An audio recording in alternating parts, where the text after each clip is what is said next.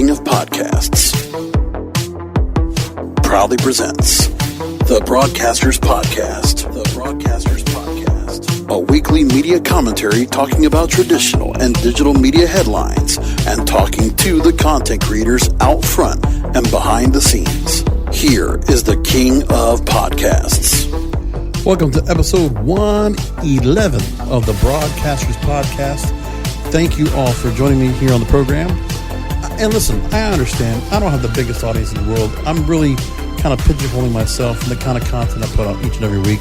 But for those of you that stick around this program and listen to it, because it's a very sophisticated audience, a very narrow-casted audience, I agree. And I don't push myself out there to be something more, and that's okay. But I really do enjoy putting this program together. And there is actually an audience out there that actually enjoys what I'm talking about each and every week. Thank you for finding the show. Thank you for subscribing. And if you have those that are in the industry, music, movies, TV, and radio, podcasting, what have you, I hope you will greatly consider sharing this podcast with others, letting other people know that this is this is for in the business people. We're talking in the business. I'm always talking about things that I think that if I were in the music, movies, TV, or radio industry, I would want other people to know about. If I were interested in, expanding my portfolio, knowing I'm a content creator, finding that there were other avenues and other mediums for me to go ahead and get my content out there, I think that's very important, everybody. And that's why I do this show each and every week. So again, thank you for finding the show. If you want to go and help support the program and what I do, then by all means, look for it. There's ads that play before and after the show. That's to help the program. What also would be great is if you decided to go ahead and buy Amazon stuff. Anything that you need for Amazon through kingofamazon.com. That's my special link. kingofamazon.com. And again, tell people to go ahead and rate, review the show. Look for the show on Apple Podcasts, Stitcher, Spreaker, Spotify, iHeart Radio, and Google Podcasts. All those places have it. And remember, I have a YouTube channel. You can actually find me there too. youtube.com/JBRASCO951. Against youtube.com/JBrasco951. All of my programs are there that I put out every week. Plus my series called When I'm Not Podcasting. I've just been waiting for new content to come together to talk about so I can go and bring it up on that podcast. It takes care of things that are not normally what I would talk about on the Broadcasters Podcast or my other show, the Wrestling is Real podcast. But that's all there under the King of Podcasts network. And I do this, plus I have my full-time work, which, speaking of my full-time work, I actually just came back from the Benzinga Cannabis Capital Conference. I actually did about 30 interviews, produced 30 interviews, and I did about 7 or 8 of them myself. And if you'd like to listen to those, you're welcome to. You can look for all those over at cannabisradio.com and look for Grassroots Marketing. You'll find it there. Plus, I also do my own podcast called Blunt Business. Also a great show. Put a lot of work into it. You're welcome to go ahead and check that out for yourselves. Now, finally, I do have a few more interviews I'm trying to get scheduled, and I need to plan them out. But when I had this conference I had to deal with, and I had another conference I had to go to, I thought I was going to have to kind of hold things up on interviews and just do straight news. And I'm still doing straight news tonight. But I hope to get a couple interviews in the can so that I can now feature interviews in the second half of the show. I'm working on that. If you know anybody that wants to be on the program that would be suitable, you think would fit the format, then by all means, please email me, kingofpodcasts@yahoo.com, kingofpodcasts.yahoo.com. Housekeeping done. Let's move on to the main story of the day. Blockchain. I never thought blockchain would be such a big, important thing, but here's the thing. A couple of stories come about when it comes to blockchain and the media and entertainment industry. So we're going to talk about that. First off, a website called securityboulevard.com. And the story is Digital Trends Transforming the Media and Entertainment Industry in 2020. So there's all these stories that come out here, but I thought this was interesting what they put up. So they're saying that 2019 experienced an intensifying wave of popularity for on-demand streaming sites, Amazon and Netflix. BritBox recently was launched as well, and is focusing on driving better media experience for their customers. Login Radius explored the shifting expectations of the entertainment industry and tries to identify opportunities likely to drive popularity in 2020. The highlights are, first, Over-the-top content will take a new turn. So the Netflix, Amazon, Hulus of the world that are being delivered to customers over the internet without the involvement of any third-party provider. That's what over-the-top is. As of late, the market has been witnessing a boost in mobile computing devices, leading to a disruption in the broadcast television era, creating more opportunities for independent artists to leverage the technology and cast themselves in front of a wider audience. Now, these independent artists are going to decide how to sell, use, and distribute their content online, solely responsible for offering a more personalized, attention-grabbing, valuable, and relevant experience for their audience.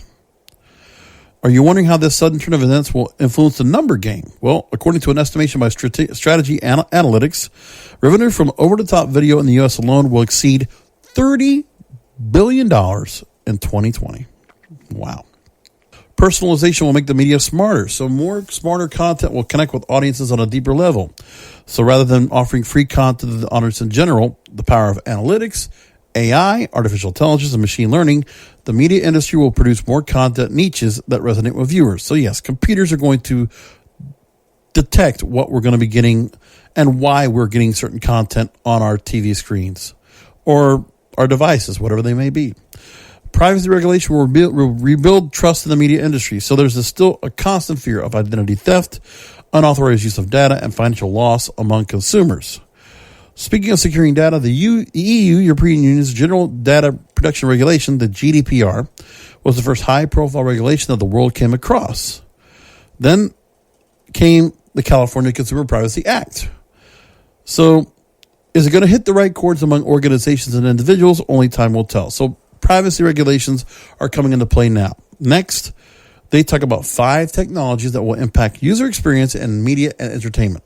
Number 1, they said, blockchain. A market synopsis by American NewsHour reports that the global blockchain media industry registered 32.94 CAGR, and CAGR stands for Compound Annual Growth Rate. During the forecast period between 2018 and 2024, they say it could reach $1.54 billion by 2024. So what's happening is within media entertainment, blockchain can be used to secure data transactions and improve digital advertising efforts. So it's a way to go and get advertisers paid for and how people can use blockchain to pay for ads. So that's interesting. They also talk about augmented reality and virtual reality.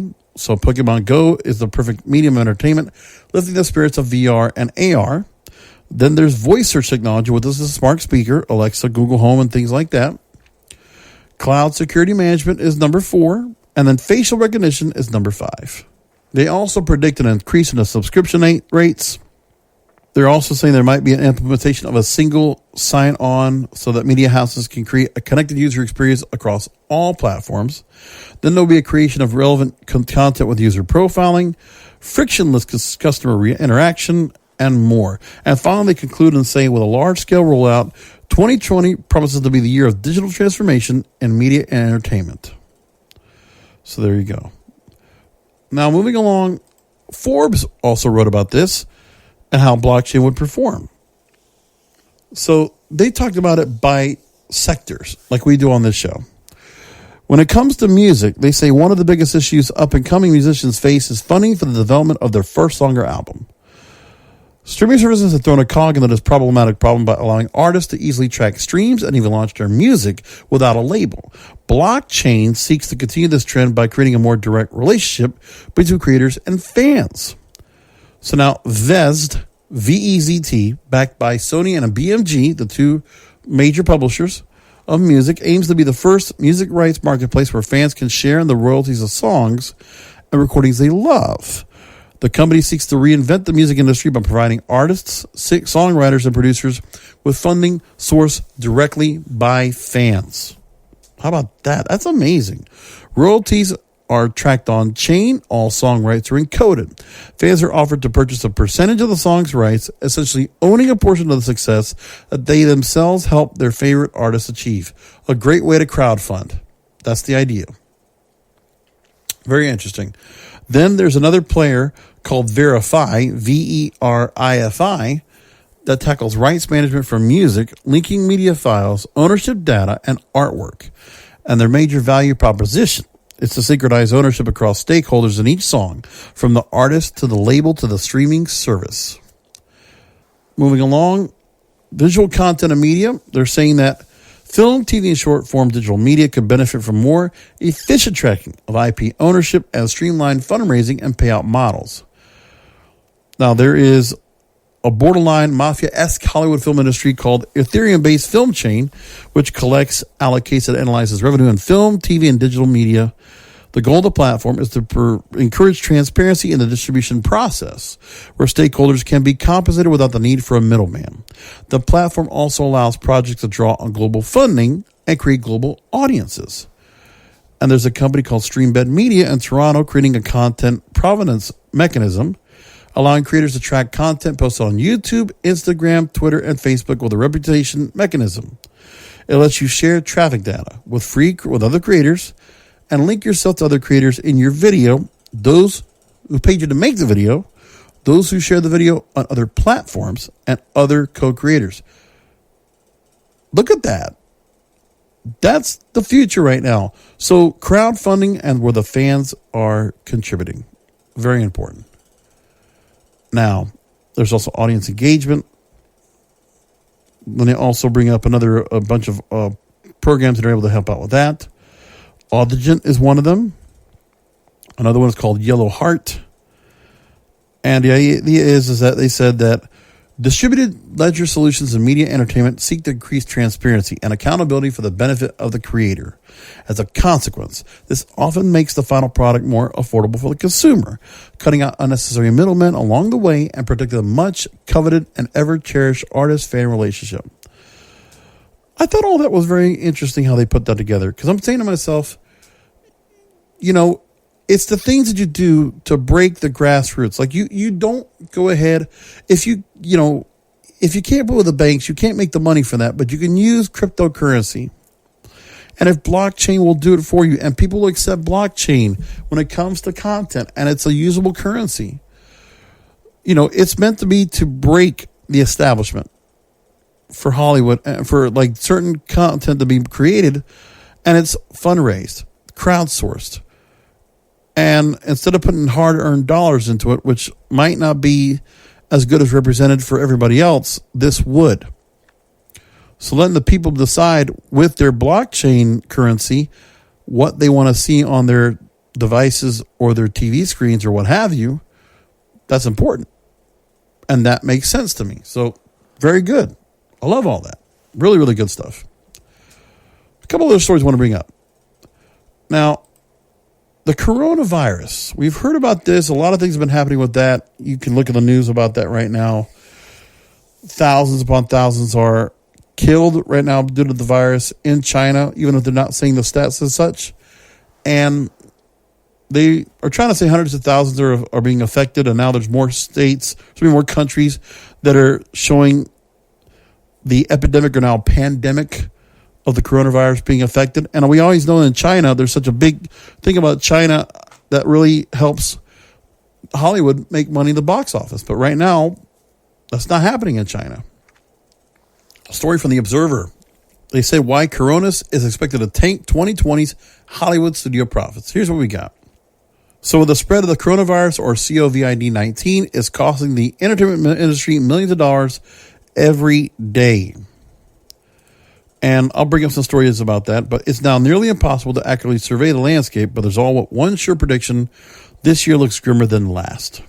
Now, there's a story that talks about how it's costing Hollywood studios millions of dollars every day, because they're saying that prestige films like 1917, Jojo Rabbit, and Little Women were not expected to post huge numbers in China, but nonetheless removed the release schedule, and the country has locked down theaters and other public spaces.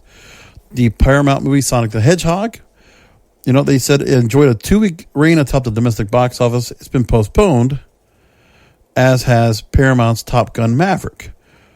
Paramount's Mission Impossible 7 has been forced to temporarily halt production in Italy due to coronavirus concerns. And Paramount might be the biggest loser in Hollywood in this ordeal, and though they're hardly the only one. So now, there was the new Bond movie, the Chinese premiere of Universal's No Time to Die, which is Daniel Craig's final outing as James Bond, has been canceled. And also the live-action Disney release of Mulan is expected to be postponed. Carefully laid release plans that are strategically developed over years are being laid to waste by the spread of the coronavirus. It's hitting Hollywood where it hurts most, the wallet. Prior to the outbreak, China had been on pace to overtake the U.S. as the biggest box office region in the world in the coming years. Now both China and Hollywood are left to face an uncertain present that threatens to linger into the near future. Thomas Valentino, he's an entertainment attorney and SiriusXM legal commentator. He told The Observer, quote, "The shares of every major Hollywood media stock, including Disney, Universal, Comcast, Netflix, IMAX, and Hasbro, have fallen as a direct result as the virus has spread to China and 25 other countries. Production schedules and commercial release dates, particularly in China, are being postponed or delayed. To my knowledge, no other virus such as Ebola or SARS has had this kind of global economic impact on Hollywood's bottom line." Disney is said to be losing up to $280 million a quarter, roughly $3 million a day, because their Shanghai and Hong Kong theme parks are closed. Ticket sales that would be up to $200 million have been lost already in China already. The expected increase in piracy as release dates are canceled and delayed will only aggravate that loss as we move forward. Then you have day-to-day operations being forced to work around the coronavirus impact. A small handful of Disney workers in Orlando have been recently instructed to stay home from jobs after returning from Italy due to concerns. Sony Pictures and Paramount have said to imposed travel restrictions on employees, and business travel to and from the Asia-Pacific region has been postponed indefinitely. Talent and production schedules are at the whim of an unpredictable outbreak. Video conferencing is being used as a substitute for face-to-face business as conferences and summits are canceled across the overseas regions. And ticket sales across China are down, flatlining due to theatrical lockdowns. Amazing. So one, Comscore's senior media analyst, Paul DeGarabedian, says, quote, "As China goes, so goes the international box office, and thus the impact has been monumental. With the huge movie-going corridor of Chinese Lunar New Year essentially being canceled earlier this year, it was a devastating blow to the bottom line." There you go. Look at that. And nobody's talking about it, but yes, even the coronavirus is affecting everyone. So now here's the thing. Here's what's being lost. We just talked about studio performances. I mean, the money that all these companies are making is ridiculous. And remember, we have all this new programming coming out and all these new streaming platforms with NBC Universal and HBO, with Peacock and HBO Max and all this stuff. And, you know, China is going to affect this tremendously. That's what's going on. Keep that all in mind. Speaking of scripted TV shows,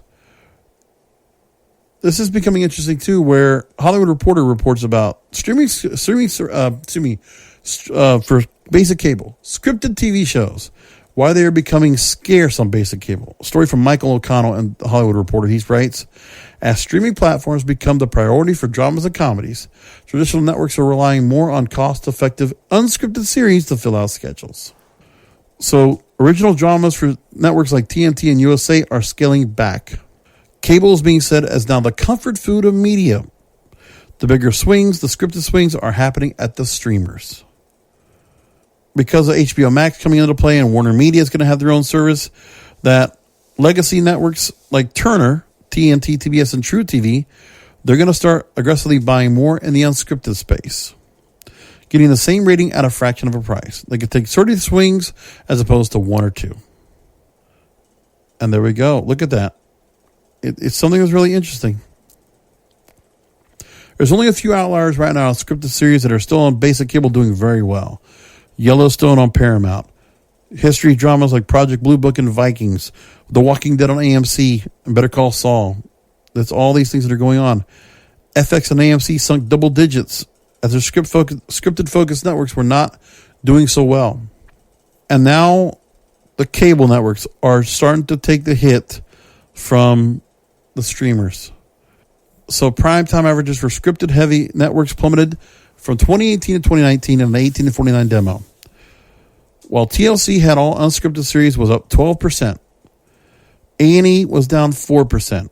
Bravo down 4%. A&E down 1%. Bravo down 4%. ESPN down 5%.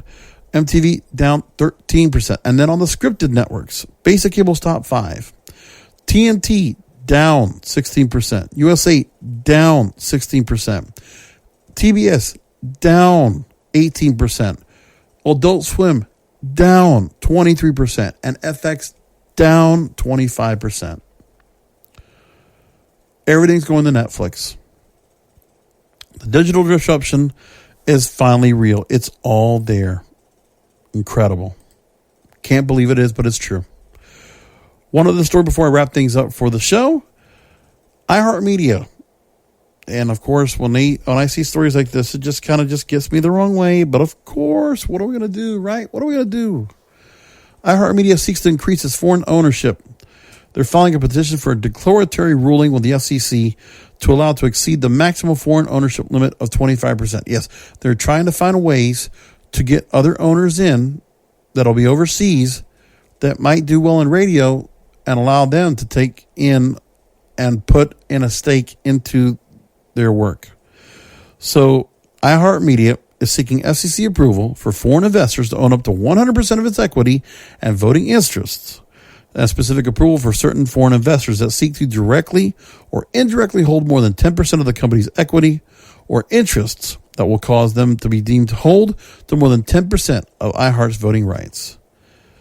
They want foreign investment, and there's nobody else they can do.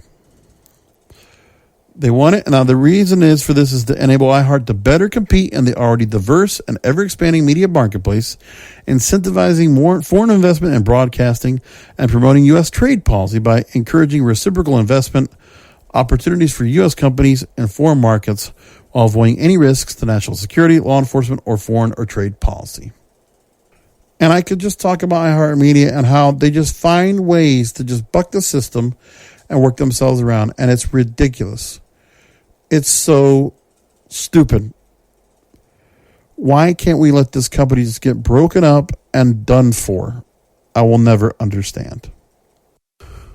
So it's a short show tonight. I know. It's just a little bit quiet. There's a lot of things happening right now, and other than the coronavirus being the issue with Hollywood, which really got the stories and the blockchain stuff that was going on, it's pretty much all I have this week. So it's a bit short today, but I do appreciate you all checking in.